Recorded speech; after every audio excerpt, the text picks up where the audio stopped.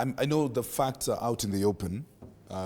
We're talking about, let's talk about the last 2 weeks in our country. We've got the arrest of Rose earlier on. We've got the arrest and killing of the late Ojwang. Yeah. And there's been a few others that may not have had national attention, but things have happened. Just talk to me a little bit, Nelius, about what red flags did you spot in the arrest of, say, Rose, Jerry? The red flags I can say I spotted is the first thing is how arrests have been taking place on Fridays. It's become so common that because the police know that you need to be presented in court 24 hours after, if it's a holiday or a weekend, the 24 hours will end way after. So for like the situation for Rose Njeri, it happened that there was even a holiday on Monday. So that first red flag is the thing is they are trying to intimidate and use the law or other means to make sure that people are unable to speak up, people are unable to push back, and that's one of the red flags that I noticed. The other thing is they are also using fabricated or charges, or what I can say is, for instance, in Rose's situation, what the charge is interfering with the system. But it's just simply sending emails. How are you interfering with the system of a whole government institution by just sending emails of public participation and opinions on the finance bill? And even for these other, Albert Ojwang situation about, they're saying he insulted. How is that an offense? False publication. False publication, that is. False publication, that is not something that he was even charged with or even that was recorded as a complaint. So those are the red flags I have spotted, that they are using tactics that to oppress and to intimidate, so that as Kenyans or as the youth, we fear to push back and we don't raise our voices. And we are just silent, and things go and move, and we are distracted, and they pass laws that oppress us, and they take action that oppress us as Kenyans. All right. I saw you nodding vigorously to what you were saying. Yeah, definitely. And let me first of all respond to the question that you asked. What is dissent? For me, dissent is speaking truth to power. And I think at this point in time in Kenya, we have a generation that is bold, we have a generation that is courageous, we have a generation that is not scared to be, that voice of reason in our country. And I think they must be encouraged to dissent, they must be encouraged to critique, because that's the only way we'll be able to, ruffle the feathers so that we can get everyone moving together in the right direction.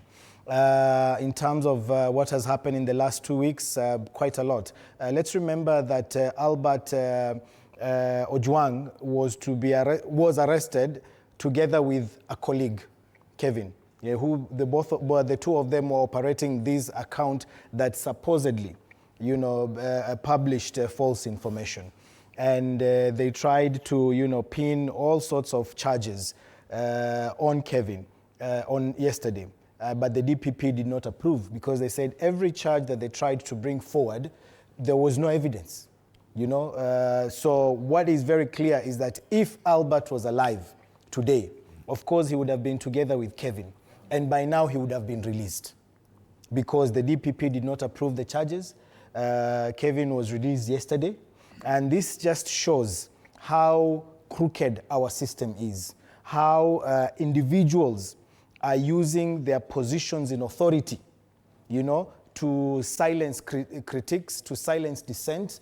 And that takes us back to our initial point that we must encourage all generations, and particularly the Gen Zs, to stand up for your country, because ask not what your country can do for you, but what you can do for your country. All right. Khalid, I have a direct question for you.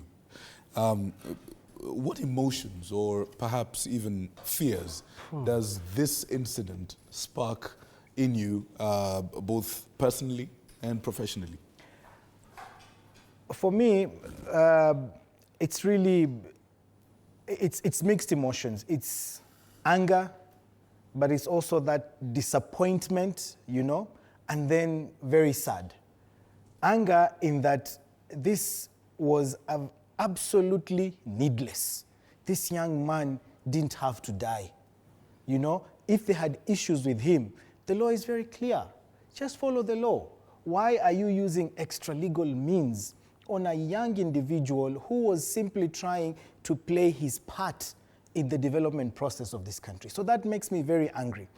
I am disappointed that the same individuals who have been mandated by law to protect life are the same persons now. Of course, after the post-mortem results are out, we've confirmed that they are the ones who are taking lives away.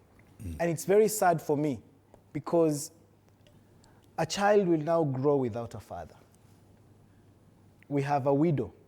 You know, barely 2 days ago, she was sitting down with her husband, having lunch, just minutes before the police came in.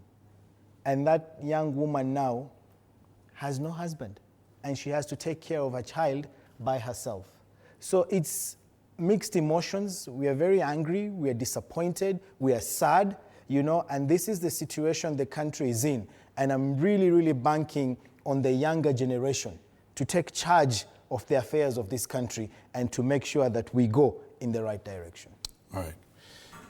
Earlier on in your introductory statement, Nelius, you said something that was quite interesting. You said you're concerned for the civic space in Kenya. You say it's been shrinking. I want to throw this question to you guys. What would you say the civic space in Kenya is as active or as welcoming as you need it to be? Let's have some comments. Let's start with you, sir. Thank you so much for this opportunity, Victor. Karibu. My name is Wanjalo Silas. Yes, Silas, how are you? I'm very fine. I'm an intern doctor, and I bless the Lord for this chance. Yes. And I'm a mentor too to high school students.